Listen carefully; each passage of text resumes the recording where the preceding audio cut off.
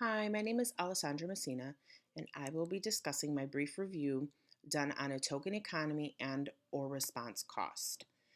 I will be giving reviews of both a token economy and response cost separately, as well as used in a combination. Finally, I'll be discussing both further research and limitations as well. A token economy system is among the oldest and most widely used procedure in applied behavior analysis. As defined, a token economy is an object or symbol that is exchanged for goods or services. Typically, tokens are considered to be a neutral stimuli that gain reinforcing power by being paired with a backup reinforcer. Numerous studies have documented the therapeutic and educational benefits of token procedures across a wide range of settings and populations. Token economies have many benefits to using them. They have been used successfully with individuals with and without disabilities on a variety of skills. They have shown benefit in acquiring academic, vocational, and social skills, as well as behavior change. Research has also investigated several variations of this intervention, including using them with both response cost, pairing those tokens with praise, and delivering tokens on a variety of reinforcement schedules. In some cases, these variables have been shown to influence the effectiveness of a token economy intervention. When reviewing token economy used by itself, there were a variety of studies that indicated its benefit.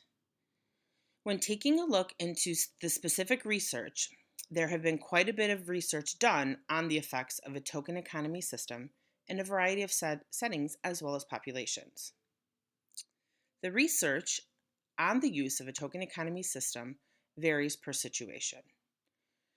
A study completed on the effect of a token economy on challenging and on-task behavior in a child with autism by Carnett compared the effects of a token economy that either included or didn't include the perceivable interest of a 7-year-old boy with autism.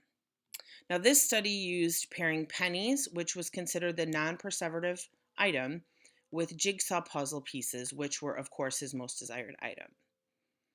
The results indicated that the perceivable interest-based tokens, of course, the jigsaw puzzle pieces, were more effective in decreasing challenging off-task behavior and increasing on-task behavior than those that were not desired.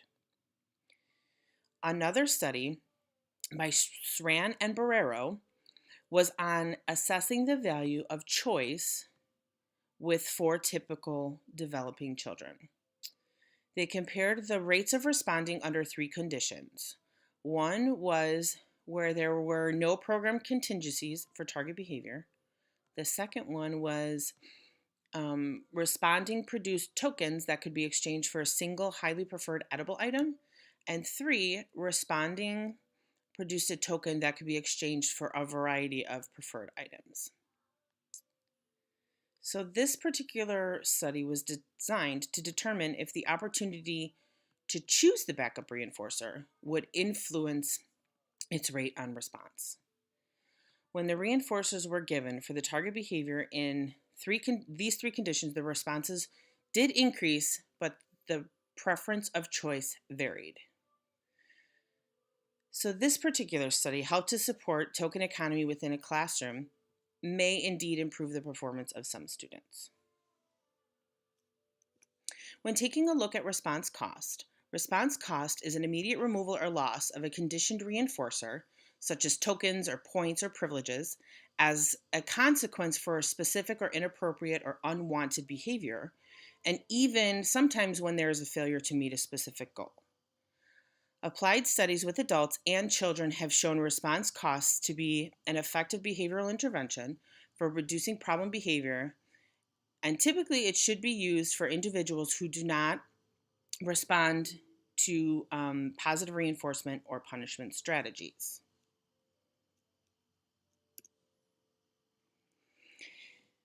In a punishment procedure, and it would be important to be sure as the facilitator that you are not being too critical on inappropriate behavior.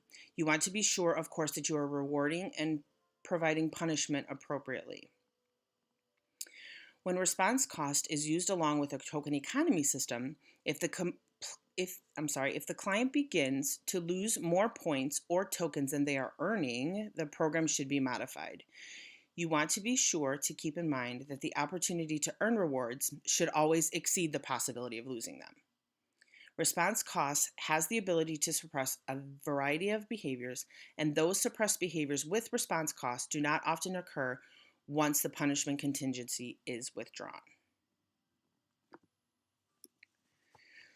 So, looking at the research on using response cost by itself, two studies on response cost, one by Watkin and Rapp, which looked at response cost with decreasing stereotypy, and the other was Bartlett et al., which was a study on children with autism who had spitting behavior. Watkins and Rapp was an evaluation comparison conducted on the effects of environmental enrichment alone and accompanied with response cost. They did a multiple stimulus without replacement preference assessment to determine the most preferred items and use those items within the study. They either had non-contingent access to, or when response cost was added, it was removed once they exhibited the target behavior.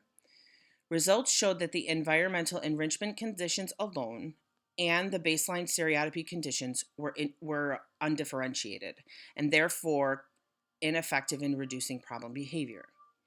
The environmental with response cost showed an immediate decrease in stereotypy for all participants. When taking a look at the article on Bartlett, they used response cost to treat spitting behavior in a child with autism, and they evaluated whether non-contingent access to one or more items and the removal of that specific item, which was a radio, would decrease the spitting behavior. They used earning and losing access to a variety of toys and the radio contingent on exhibiting the target behavior. And those results, again, indicated that the use of response cost to treat the automatically reinforced behavior indeed reduced the spitting. So finally here I did a combination of response cost used with token economy, and I reviewed them as a combined effect. And when taking these two interventions and combining them, they have been used with individuals with and without disabilities and for behaviors that are both voluntary and involuntary.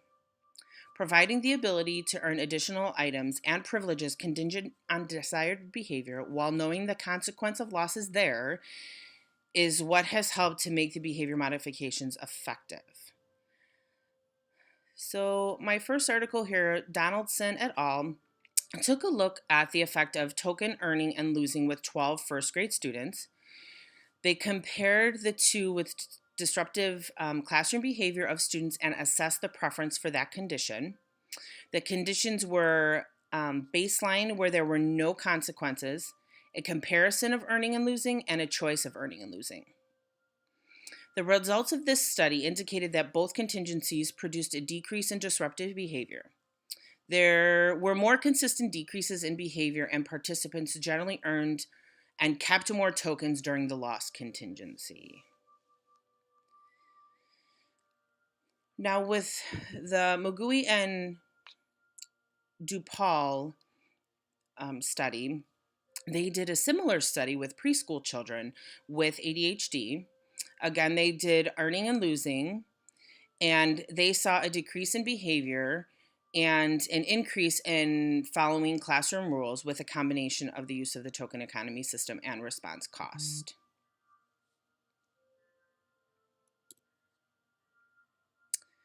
Finally, there was the last article here. It was done with earning and losing tokens for individuals with Tourette syndrome.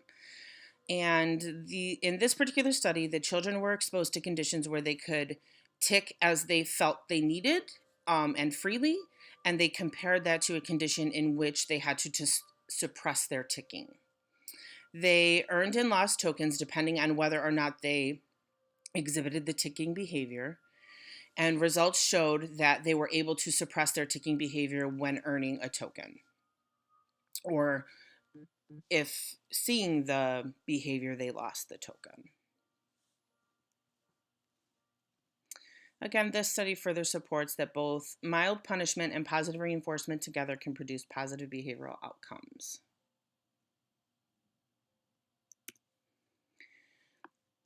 When taking a look at some of the limitations, there were some concerns about design. The studies indicated that the design used seemed to have worked for them, but they thought that maybe another design would have been better or provided more stable outcomes. In the Carnett et al. And the Bartlett et al., they discussed concerns of preference assessments. Carnett et al. Talked about using, they actually did use a free operant assessment and teacher reports, which typically didn't capture the hierarchy of reinforcement that they could have had. And the Bartlett et al. Did they did not perform an assessment for the radio. They just took the recommendations of the teachers as well.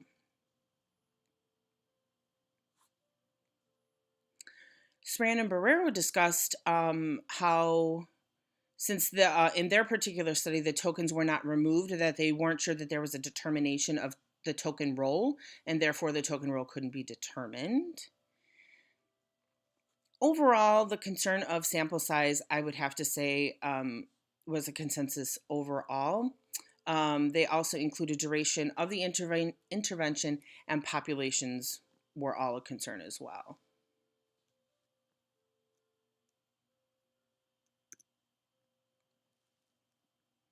When thinking about future, those researchers should take a look at using not only a token economy alone, but along with response cost. It's important to note that both of these procedures, according to research, have provided positive outcomes in not only decreasing problem behavior, but increasing time on task and responding as well. It would be beneficial to provide further information on the effects of a check balance type of effect for consequences of behavior. This may provide additional information that would help in determining the role of the tokens while including the choice and exchange for a backup reinforcer. Finally, it would be incredibly helpful for the researchers to provide more variability of sample size, population, and age across the duration of time in regards to the intervention's implementation. This would aid in helping to provide more generalization. So in summary, based on this brief review, both on token economy and response cost procedures, they both produce positive results when used either together or separately. Token economy systems and response costs are procedures that have been around in applied behavior analysis for quite some time and provide positive effect together as well as on their own. They have the ability to both increase and decrease desired and unwanted behavior, as well as increasing responding and learning. They can be used with academic, vocational, functional, and social skills as well as behavior. So it's undetermined whether implementing an intervention with these procedures alone or together is most beneficial, but a choice that can be made per situation. According to the research, there is little doubt that if implemented correctly, these procedures will provide the desired results. Ideally, it is up to the experimenter and data on whether or not the token economy or response cost should be used solo or in a combination, and with that will be more beneficial for the participant involved. Ideally, the choice is yours.